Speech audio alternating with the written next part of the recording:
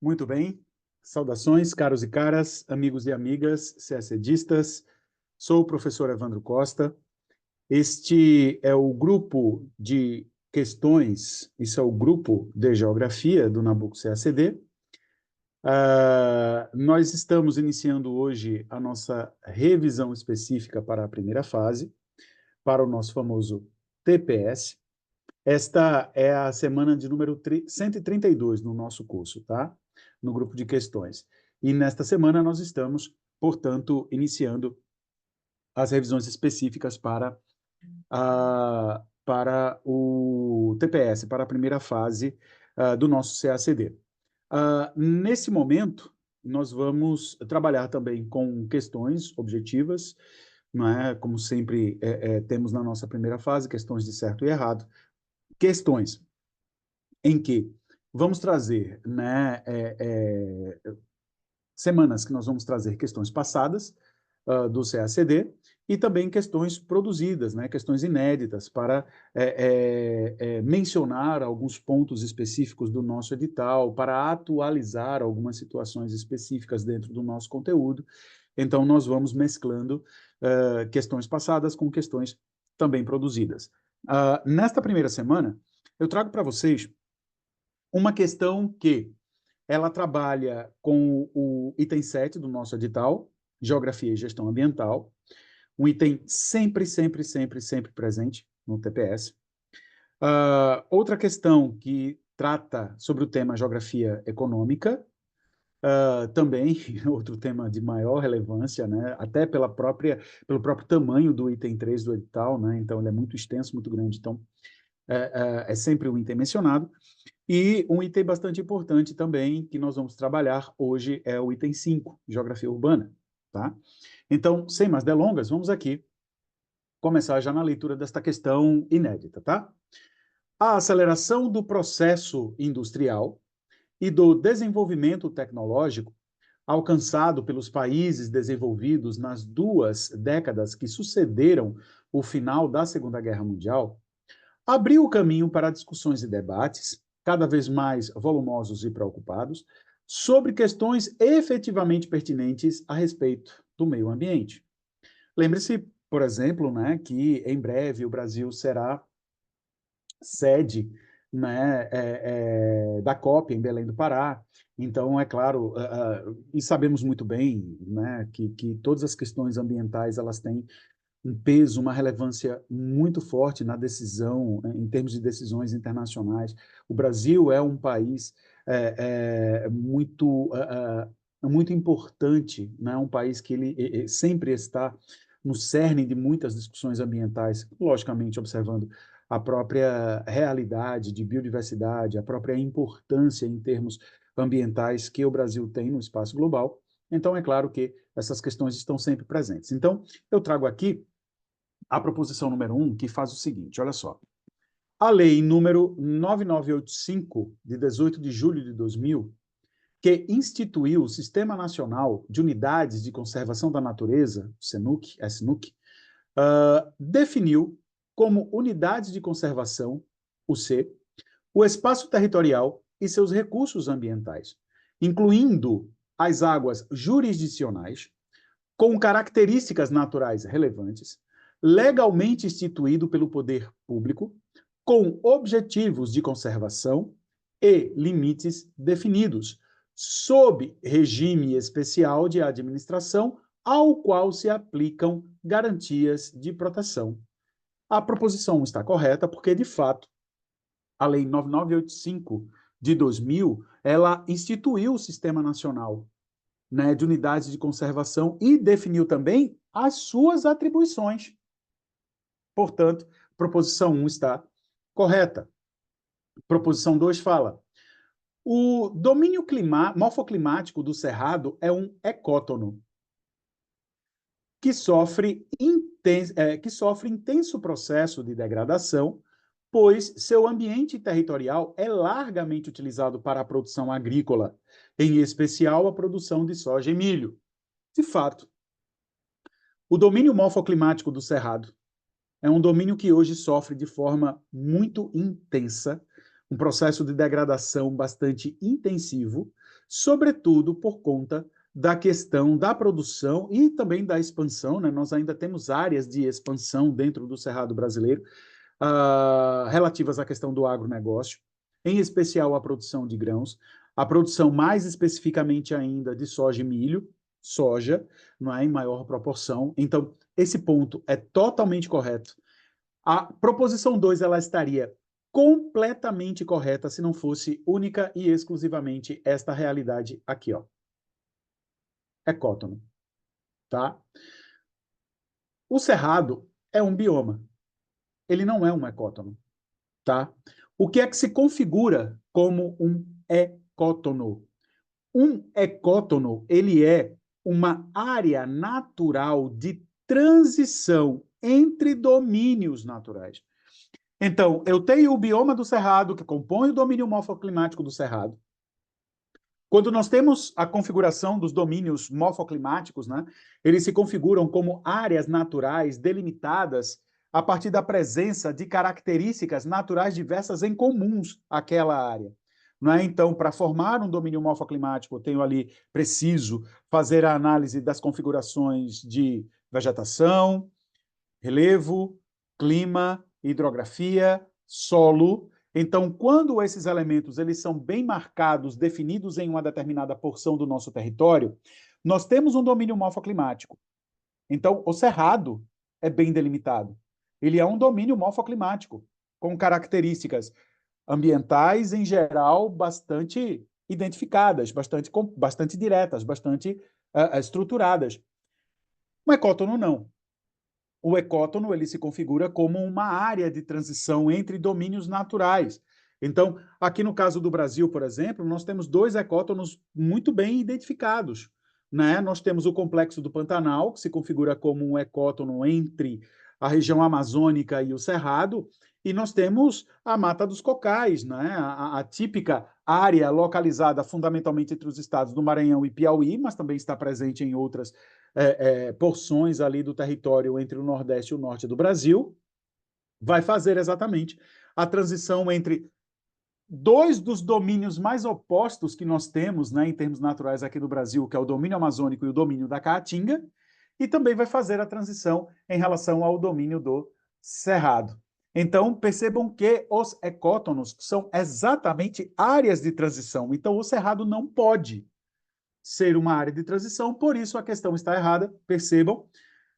Todos os demais elementos presentes aqui na proposição número 2 estão corretas, a menos essa aqui. Por isso é importante nós lermos as questões de maneira bastante objetiva, com bastante atenção, grifando tudo aquilo que não seja estranho, grifando tudo aquilo que nós percebemos que são condições que não se encaixam naquilo que é colocado na proposição. É extremamente importante fazermos esse exercício para que tenhamos a possibilidade de responder com mais facilidade às proposições, porque percebam, tudo no item 2 está correto, à exceção daquilo que ele coloca a respeito do ecótono. De fato, o cerrado sofre intenso processo de degradação ambiental, é largamente utilizado para a produção agrícola, especialmente para a soja e para o milho, mas não é o ecótono. Proposição 2 errada. 1 correto, 2 errado. Proposição 3 nos fala o seguinte. Durante a década de 1980, as discussões em relação à preservação do meio ambiente e à conservação dos recursos naturais ganharam força e culminaram a partir dos trabalhos presididos pela ex-primeira-ministra da Noruega, Gro Brundtland, no lançamento do relatório conhecido como Nosso Futuro Comum, o qual firmou o importante conceito de desenvolvimento sustentável. Correto, porque, na verdade, nós sabemos muito bem, né, que a própria questão do relatório Nosso Futuro Comum, ele vem, né, ganhando força desde a década de 1970. É claro que o relatório só se forma lá na década de 1980, 1987, mas quando nós temos a Conferência de Estocolmo, em 1972, nós temos ali o lançamento, né? Nós temos as bases essenciais, fundamentais, para discussões mais específicas, mais concretas, mais objetivas, a respeito da questão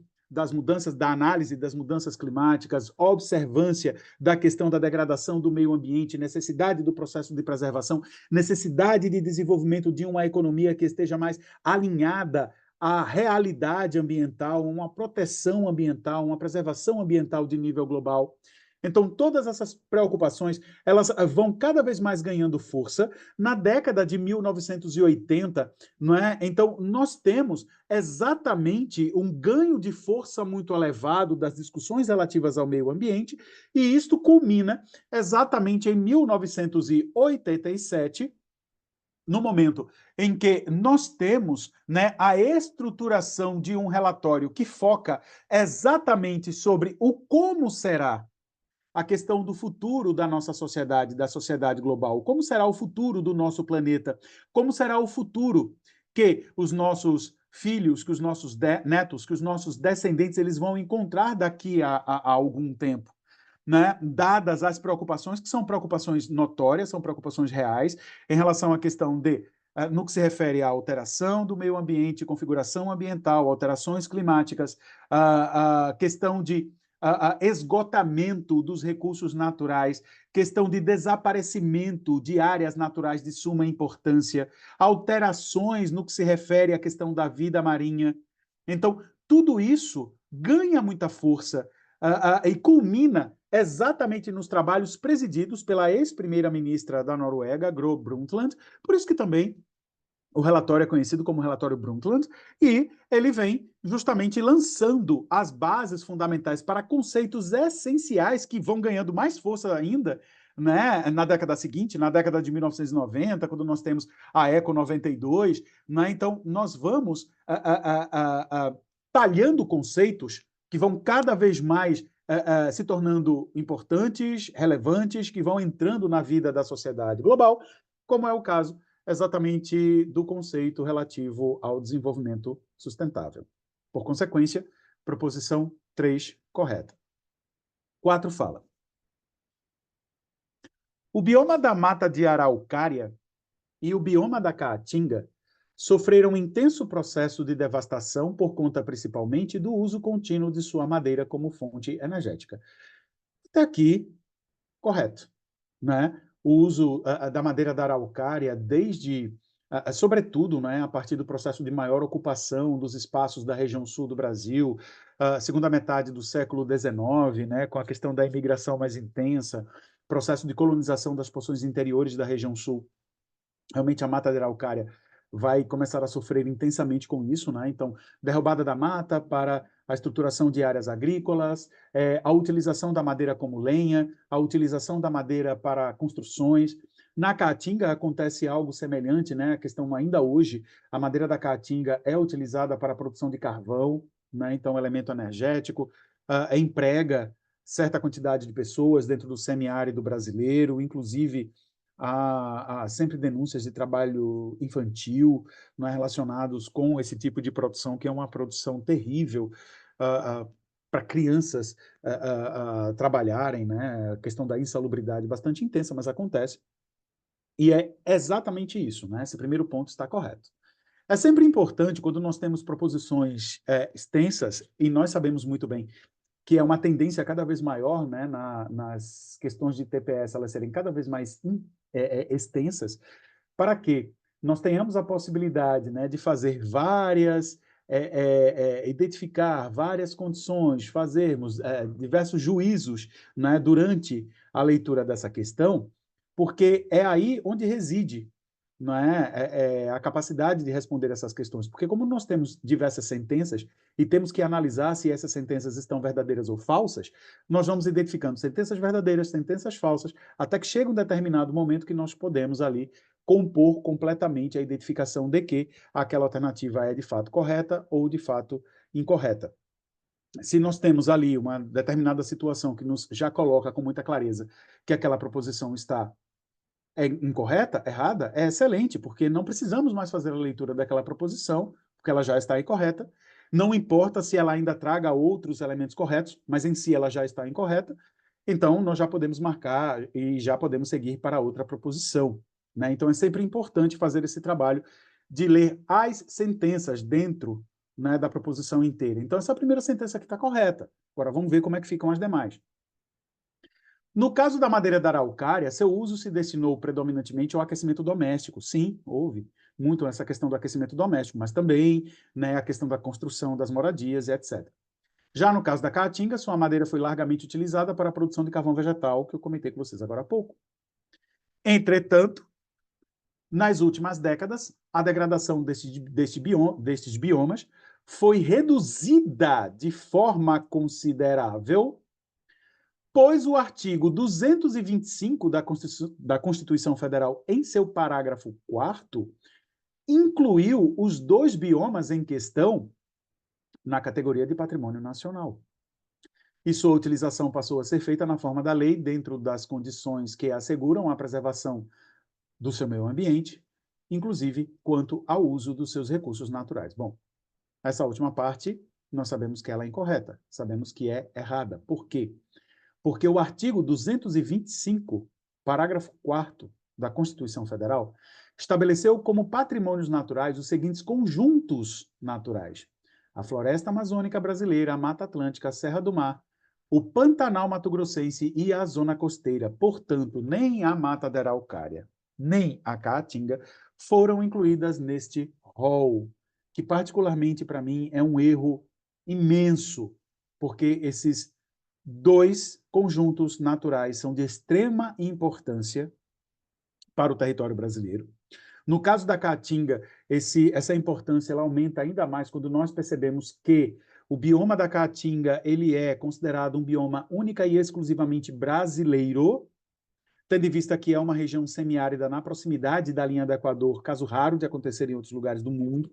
Então, sua vegetação é muito característica e ela não encontra um elemento efetivamente assemelhado com ela em outras partes do mundo, então ele é considerado, né, um bioma exclusivamente brasileiro e ele não ele não está salvaguardado, né, dentro do artigo 225 da nossa Constituição. Portanto, está errado. Proposição 1, questão 1, certa. 2, errada. 3, certa. 4, proposição errada. Questão 2. Os processos de globalização e fragmentação implicam em territórios diversos que se constituem, especialmente neste fim de século, em Geografia da Desigualdade, texto dos professores Milton Santos e Maria Laura Silveira.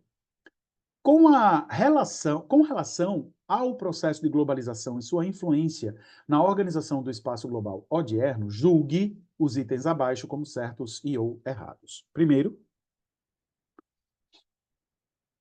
sobre forte influência do processo de globalização, o espaço econômico atual é fortemente fragmentado.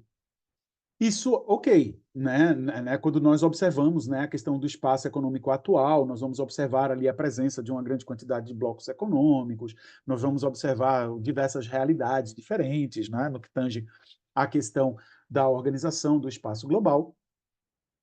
E sua estrutura se dá a partir de uma organização em diversos blocos supranacionais que, ao serem homogêneos internamente, olha só, o processo de globalização, ele traz, né, como uma de suas grandes características exatamente, né, essa maior concorrência, né, em termos econômicos no espaço internacional, não é? Então, nós temos uma intensificação, né, nas relações comerciais, nas relações econômicas entre os países.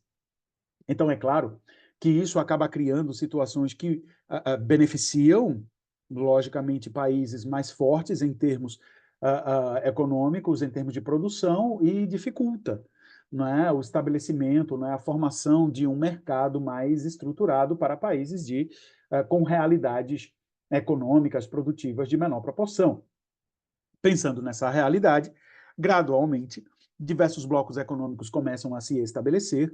Aí vamos pensar desde lá, né, ainda durante a Segunda Guerra Mundial, em 1944, com o estabelecimento da questão do Benelux, entre Países Baixos, Bélgica, Luxemburgo, né, para questão de comercialização de produtos necessários para a recuperação no pós-guerra, e aí isso vai acabar culminando na questão da União Europeia e diversos outros blocos econômicos que vão se estabelecendo no espaço global.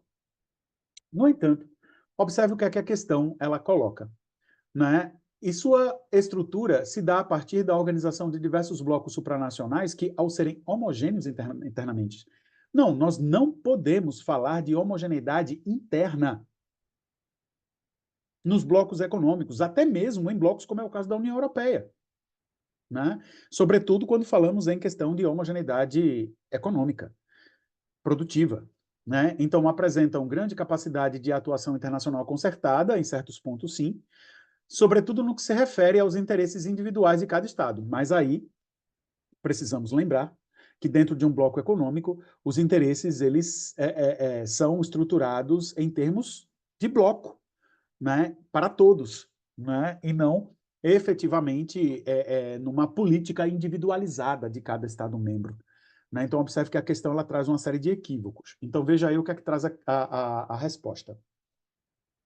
De fato, o processo incentivou e incentiva a formação de blocos supranacionais. Entretanto, não se pode falar nem de homogeneidade interna, nem em uma atuação internacional plenamente concertada, né? Sobretudo no que diz respeito aos interesses individuais de cada Estado parte desses blocos, porque mesmo que haja, né, esse processo, né, esse interesse de formação de uma política externa comum, os interesses individuais de cada Estado parte, de cada Estado membro, pesa dentro, né, da formulação das políticas dos blocos econômicos. Portanto, proposição 1 errada.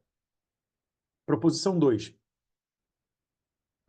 Ao se analisar o espaço mundial, estruturado a partir do final da Guerra Fria e início da nova ordem mundial, foi possível identificar que as disparidades sociais foram praticamente eliminadas? Não, não podemos falar isso, muito pelo contrário. Contudo, após a pandemia de Covid-19, as desigualdades voltaram a se apresentar de forma bastante acentuada, o que deverá exigir nos próximos anos maiores esforços de cunho geopolítico no sentido de se voltar aos padrões socioeconômicos elevados vivenciados no início da década de 2010.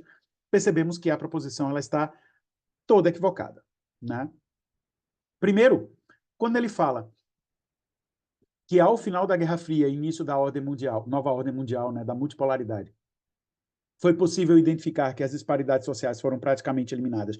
Muito pelo contrário, essas disparidades sociais, elas tornam-se mais intensificadas a partir do momento que o processo de globalização também se intensifica, não é? Então, não podemos falar disso, já que temos um erro.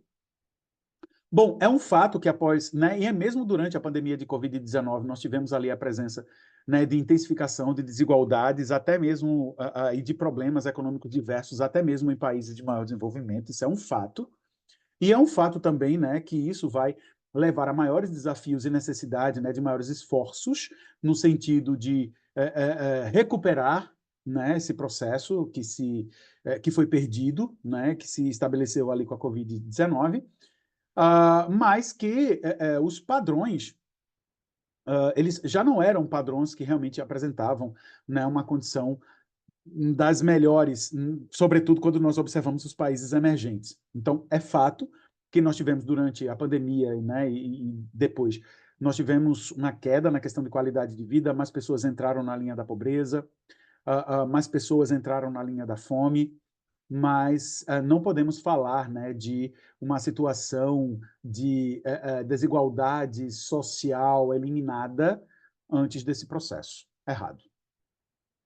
3. A partir da década de 70 do século XX, a divisão internacional do trabalho passou a se basear em uma realidade extremamente complexa, fundamentada na chamada Revolução Técnico-Científica, o que possibilitou a países emergentes, como a tríade da América Latina, Brasil, Argentina, México, tornarem-se fortes exportadores de produtos manufaturados, mesmo que a partir da produção realizada por meio de empresas transnacionais, o que praticamente eliminou a dependência desses países em relação à exportação de commodities, sobretudo da venda de recursos minerais metálicos e energéticos. É claro que essa proposição ela é errada.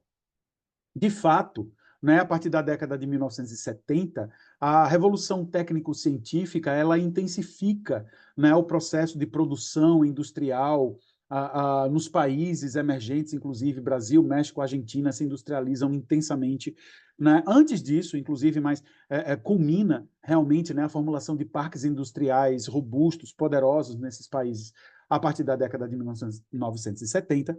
De fato, se transformam em importantes países exportadores de produtos manufaturados, em grande medida relacionados, né, com investimentos de transnacionais, mas nós não podemos falar da eliminação da dependência da exportação de commodities, né? Observe o caso do Brasil. O Brasil é um importantíssimo exportador de commodities, tanto agrícolas quanto minerais.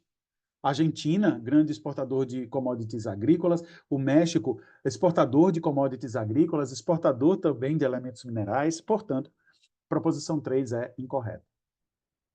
Proposição 4, a globalização intensificou o comércio mundial.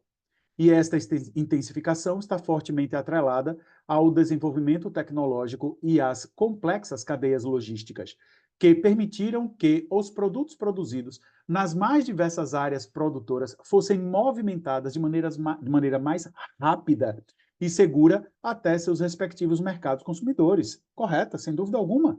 Olha, a proposição ela faz um resumo objetivo com relação à movimentação de mercados de produtos no mercado mundial odierno, altamente globalizado e fortemente dependente de elementos tecnológicos e de complexas cadeias logísticas, muito objetivamente. Então, na questão 2, nós temos proposição 1 errada, 2 errada, 3 errada e proposição 4 correta. Questão 3, nós temos uma questão do TPS de 2014, que fala sobre geografia urbana e nos traz o seguinte. A aparição das chamadas cidades mundiais e das cidades globais se explica pela necessidade de organização e controle da economia global. O termo cidade global, em sua versão mais topológica, é definido por Saskia Sassen como um território onde se exerce uma série de funções de organização e controle na economia global e nos fluxos de investimentos em escala planetária. Correto? Saskia Sassen, em 1991, na sua obra, né, A Cidade Global, ela faz um estudo, faz uma análise exatamente, né, do poder de centralização e de dispersão de serviços e de elementos globalizantes a partir de 3 cidades fundamentais, né, Nova York, Tóquio e Londres. Então, é a partir, né, dos estudos de Saskia Sassen que nós temos a popularização, né, do termo globalização.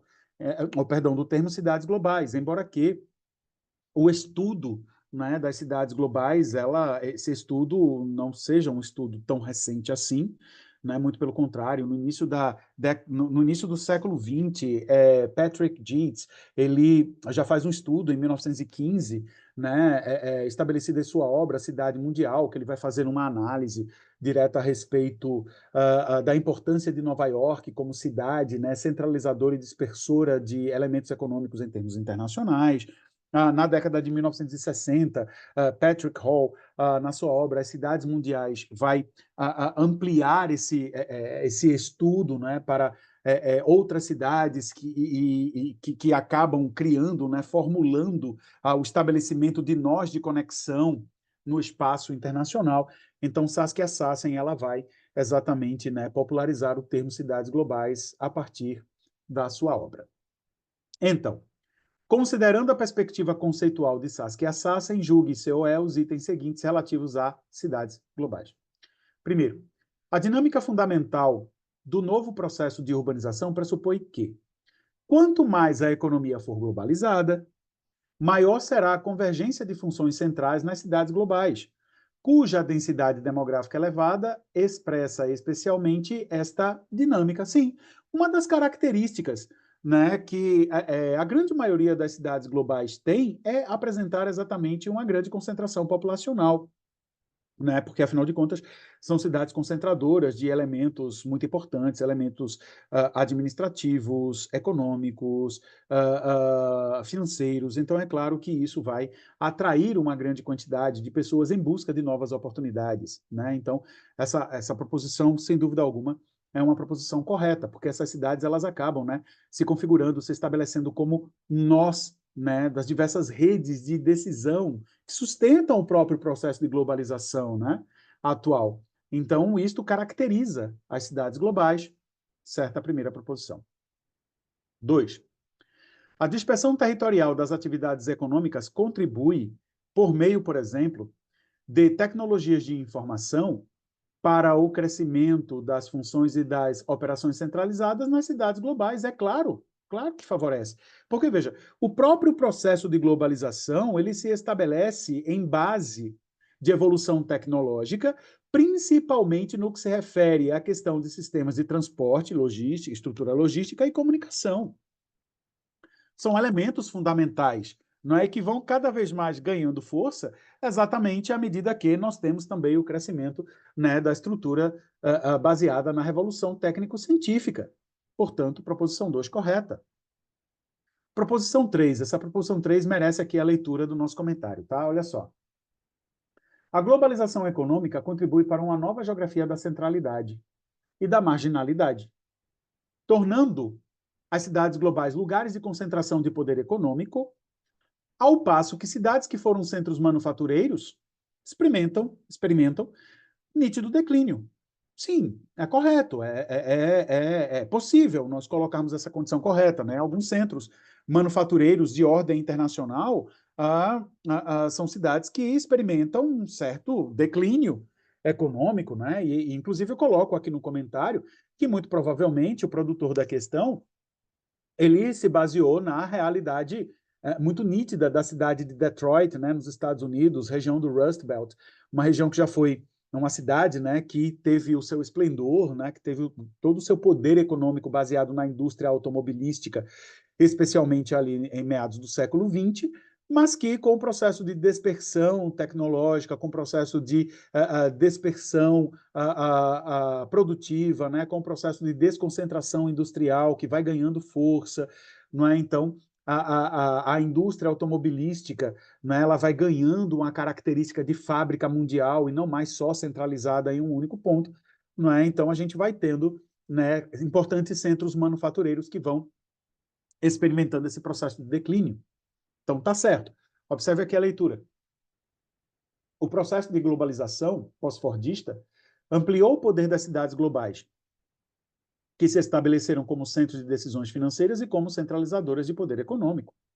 Por outro lado, cidades e regiões que se constituíam como grandes centros manufatureiros e que não conseguiram se reinventar sob a lógica da revolução técnico-científica, acabaram sofrendo um grande declínio em sua centralidade devido ao processo de dispersão espacial de produção. É bastante provável que o produtor da questão tenha pensado na cidade de Detroit, grande centro da indústria automobilística norte-americana durante o século XX, que passou a vivenciar uma situação de decadência econômica, especialmente a partir das décadas de 70 e 80, para desenvolver a sua redação. Né? Detroit faz parte atualmente do que se convencionou chamar de Rust Belt dos Estados Unidos, região que acabou se marginalizando economicamente, na medida em que a indústria passou a viver sob um forte processo de dispersão espacial. E 4, o nível máximo do controle e de gerenciamento da indústria permanece concentrado em poucos centros financeiros diretores, como observado espacialmente em cidades globais como Paris, São Paulo e Los Angeles na década de 80 do século XX. Não. Olha só, nem mesmo, né, quando Saskia Sassen ela desenvolve, né, os seus estudos sobre cidades globais, quando ela lança, né, a sua obra Cidade Global lá em 1991, ela olha, logicamente, né, o estabelecimento das cidades globais na década de 1980, ela não vai falar de Paris, São Paulo, Los Angeles. Ela vai falar como cidades centralizadoras, cidades de Tóquio, Nova York e Londres, né? Então, a gente não pode falar do nível máximo de controle e gerenciamento, né, permanece concentrado em poucos centros. Primeiro, também nós sabemos, né, que o gerenciamento, né, da indústria, né, da estrutura produtiva já se dispersou muito, né, no espaço mundial. Né? E aí ele fala, como observado, especialmente em cidades como Paris, São Paulo e Los Angeles, na década de 90, 80 do século XX. Errado. E aí vamos ver aqui o que é que se coloca, olha só. Fazendo análise pelo último estudo a respeito das cidades globais, tá? O último estudo de 2020, tá? O relatório Globalization and the World Cities Research. Ele diz que que é responsável, né, por identificar o poder e a centralização presente nessas cidades, ele indica que as cidades com nível máximo de controle e de gerenciamento da indústria são Nova York e Londres. As únicas cidades que apresentam o nível cidade global alfa++, plus, plus. Ainda de acordo com o relatório, a cidade de Paris apresenta nível de cidade global alfa+. Portanto, um nível abaixo de Nova York e Londres. Los Angeles e São Paulo, cidade global alfa, um nível abaixo das alfas mais. No estudo realizado por Saskia Sassen, lá em 91, ela indicava que as cidades que apresentavam nível máximo de controle e de gerenciamento eram Nova York, Tóquio e Londres. Portanto, Paris, Los Angeles e São Paulo não faziam parte deste rol na década de 80, como argumenta a questão. E ainda mais o seguinte, lá na época, Saskia Sassen colocava Tóquio, mas o relatório atual, né, sobre as cidades globais, coloca Tóquio atualmente, junto com Paris, classificada como cidade alfa+, abaixo de Nova York e Londres, que estão no topo da hierarquia. Alfas++. As cidades alfa+, Tóquio, Londres e as outras cidades que estão dentro deste conjunto, eles complementam, né, o poder concentrado em Tóquio e em Londres, né? Eles estão ali, são cidades globais também de extrema importância, que têm realmente importância internacional, né? Mas que eles fazem hoje o trabalho de complementação de Nova York e de Londres. Portanto, errado. Nós temos, então, aqui na questão número 3, proposição 1 certa, 2 certa, 3 certa e 4 proposição errada. Ok? Pois bem, meus caros, fechamos o trabalho desta semana. Até a próxima. Tchau, tchau.